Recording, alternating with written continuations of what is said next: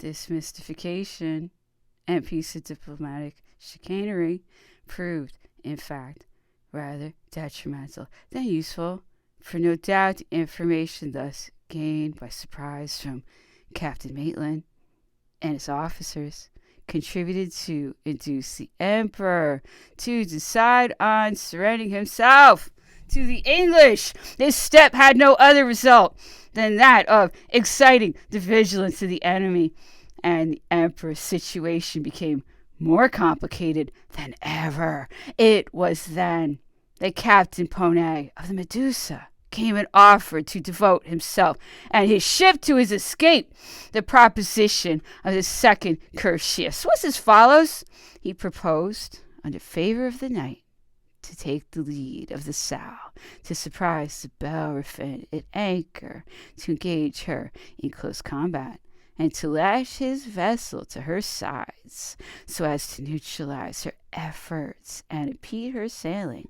The engagement might last 2 hours, at the end of which the Medusa, carrying only 60 guns and the Bellerophon 74, she would necessarily be destroyed. But during this time, the Sow, taking advantage of the breeze, which every evening blew from the land, might gain the sea, and a sloop of 22 guns and a ship's pinnace, which comprised the remainder of the English flotilla, could not detain the Sow, which was a frigate of the first class, carrying 24-pounders between decks and 36-pound carronades in her upper deck. Two circumstances were opposed to this heroic project: the refusal of Captain Philibert of the Sow, and the repugnance of the Emperor to sacrifice the ship and her crew to his personal safety.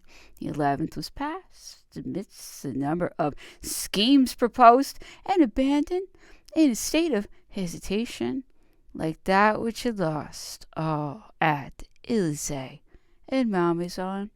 After the whole arrangement was made with the Danish ship, the Emperor hesitated to trust his safety to a merchant vessel. Caesar was not more confident in his fortune.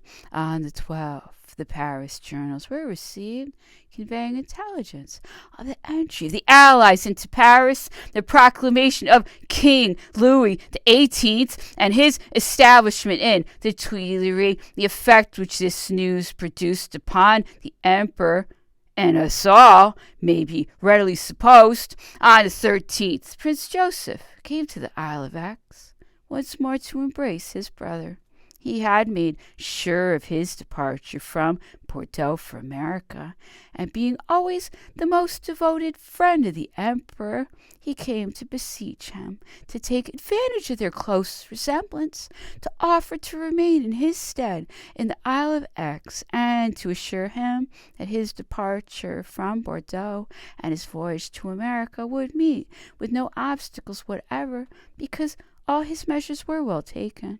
Emperor could not resolve to accept the offer. He would never consent that his brother should expose himself to dangers which belonged to his destiny alone, and therefore forced him to leave the Isle of Aix and gain the Gironde whilst the communications were still sufficiently open, and that he might avoid the risk of falling into the hands of the royalists, who were already becoming threatening.